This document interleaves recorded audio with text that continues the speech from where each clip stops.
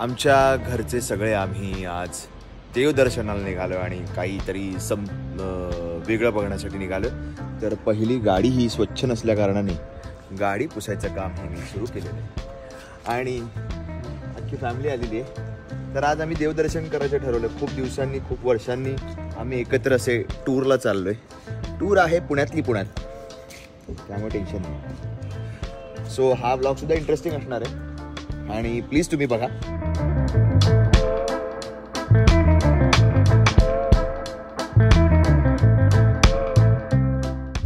बोला गणपती बाप्पा. आणि अशा प्रकारे आम्ही दगडूशेठला निघालेलो आहे आणि फक्त अर्धा तासात आज सुट्टी असल्या कारणाने पुण्यात ट्रॅफिक जरा सुद्धा नाही आहे आणि मस्त चालवणार आहे. म्हणजे पुण्यातली ट्रॅफिक आणि पुण्यातले असे मध्ये मध्ये येणारे ससे आम्हाला आता त्रास देणार नाही. आम्ही असे जाऊ की कसे पोचलो त्या ससांशिवाय हे आता तुम्हाला बघायला. आज पुढे बरचसं खाली असेल. मग वर कोण असेल? मग वर कोण असेल? सुट्टीवर गेल्यामुळे आज पुणे खाली असेल. ओ nice nice nice, very nice. काय काय श्रद्धा काय? आणि फायनली आम्ही पुण्यात पोहोचलो आणि पुण्यातल्या ह्या गोष्टी पाहून म्हणजे हे टेक्स्चर पाहून नेहमीच खूप भारी वाटतं. आणि दगडूशेठचं सकाळच दर्शन मिळालं, मला सुंदर दर्शन मिळालं. अजिबात गर्दी नव्हती. उंदीर मामाला काही कानात गोष्टी सांगितल्या, बाप्पाकडनं जे मागायचं ते मागितलं.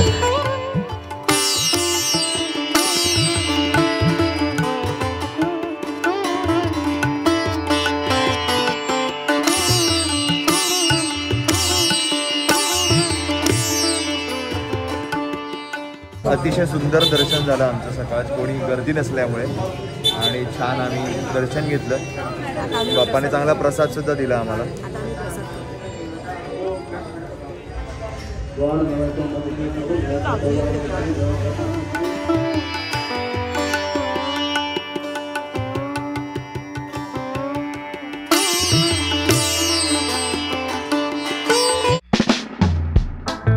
आणि मस्त देवपूजा झाल्यानंतर पोटपूजा होणं फार महत्वाचं असतं. त्यामुळे श्रद्धा केळकर यांनी सुचवलं की आपण मिसळच खाल्ला पाहिजे, मिसळच खाल्ली पाहिजे. पुण्यात येऊन अशुद्ध बोलणं म्हणजे चूक आहे आणि पुण्यात येऊन मिसळ न खाणं हे त्याहूनही चूक आहे. त्यामुळे आम्ही मिसळकडे वळलो. आणि तुम्हाला तर माहिती आहे पुणेरी लोक किती स्पेसिफिक असतात, ते ठरलेल्या ठिकाणी ठरलेलं खातात. आपण तर मुसाफिर आहोत, आपण जिकडे जातो तिकडे ॲडजस्ट करून घेतो. तसंच मी या मिसळसोबत सुद्धा थोडंसं ॲडजस्ट करून घेतलं, कारण ही माझ्या अजिबात ओळखीची नव्हती. म्हणजे मिसळ ओळखीची आहेत पण ही जरा वेगळी होती. ही म्हणजे कोणतं मिसळ?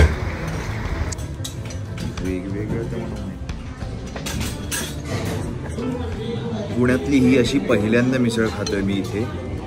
पण ह्याच्यात ना वाटाणे दिसलेत ना मला मूग दिसलेत. चिवडा दिसलाय.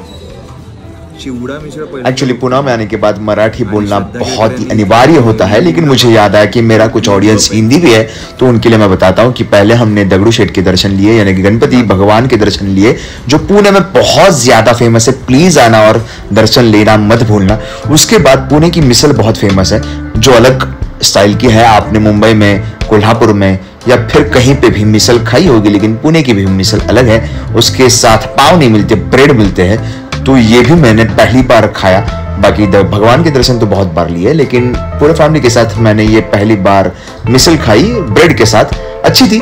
प्लीज जब भी आना है तब ये मिसल छोड़ना मत और दर्शन लेना भी भूलना मत. मिसळ तर उत्तम होती, पण मुंबईकरांना वाटाणा किंवा मुगाशिवाय मिसळ खाता येत नाही हे मला कळलेलं आहे. त्यामुळे त्याच्यात कितीही चिवडे टाका, कितीही फरसाण टाका, तरी त्यात ती गंमत नसते. पण मिसळ वाईट नव्हती, एवढं नव्हतं. उसके बाद हम निकले गोडसे काकू को मिलने, जहाँ पे वो वृद्धाश्रम में रहते हैं और बहुत खुशी से रहते हैं. उनकी खुशी आपको चेहरे पर उनके दिखेगी. और मुझे ऐसा लगा कि वाह वाह, कितनी खूबसूरत स्माइल. इतने एज में रहना बहुत मुश्किल है और वो इतनी खूबसूरत है और उनके स्माइल भी उतनी ही खूबसूरत है. और वो जहाँ पे अभी रह रहे हैं वो जगह भी उतनी खूबसूरत है. तो उनके लिए ये छोटा सा सरप्राइज मैंने और मेरे घर वालों ने दिया. माझं लग्न पण ठरलं आणि बरं यावेळेला वेळ मिळाला.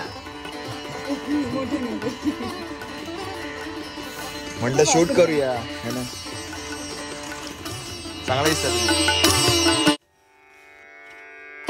काकू अत्यंत खुश झाल्या होत्या. नंतर मग आम्ही फोटोशूट केलं सगळ्यांनी मिळून, त्यांच्याबरोबर फोटोशूट केलं आणि म्हटलं की पुन्हा येतो भेटायला, लग्न झाल्यानंतर सुद्धा आणि लग्नाच्या आधी सुद्धा. तर आम्ही त्यांच्याबरोबर छान फोटोशूट करून घेतलं आणि मग पुन्हा निघालो. आणि आता आम्ही निघालोय झपूर्झाचं एक्झिबिशन बघायला. गेले खूप दिवस मी आणि श्रद्धा केळकर प्लॅन करत होतो, पण फायनल होत नव्हता प्लॅन माझ्या लग्नाच्या अगोदर पासून. श्रद्धा पकड. आणि आता आमचा फायनली प्लॅन झालेला आहे आणि आम्ही निघालोय झपूर्झाच्या एक्झिबिशनला बघायला. श्रद्धाच्या लग्ना अगोदर आमचा प्लॅन होता. सो अजून लग्न झालं, लग्नाला 2 वर्ष झाली तरी. सध्या काय आता आम्ही जातोय. हा तुझ्याकडे फिरव ना, छान आहे तुझं थोबाड. तुला खरंच भूक लागली आता? हो. एवढं खाऊन भूक लागते तुला? एवढं कुठे खाल्लं, फक्त आपण अगं वाढत्या मिसळ व्हायची खाल्ली. म्हणजे एवढी वाढत्या व्हायची. हा आधी आता एक्झिबिशन बघूया, पोट भरूया आणि मग तुझं पोट भरायची व्यवस्था करूया. छान जेवायला जाऊया एकदम छान हॉटेलमध्ये. तू सांग कुठल्या हॉटेलला जायचं, पण त्याच्या आधी छान पेंटिंग वगैरे बघूया. झपूरच्या पार्किंग कडे काय वाटतं गर्दी बघून? एवढी गर्दी. तुला काय वाटते गर्दी बघून? तुला काय वाटते? तो इस तरह ये ब्लॉग मैं यहाँ पे खत्म कर रहा हूँ, क्योंकि झपूर्झा वाला ब्लॉग बहुत बढ़िया बना है, वो अलग मैं पोस्ट करने वाला हूँ, तो वो जरूर देखना, तुरंत आने वाला है. तो उससे पहले लाइक करना, शेयर करना, सब्सक्राइब करना और वो ब्लॉग भूलना मत, देखना जरूर.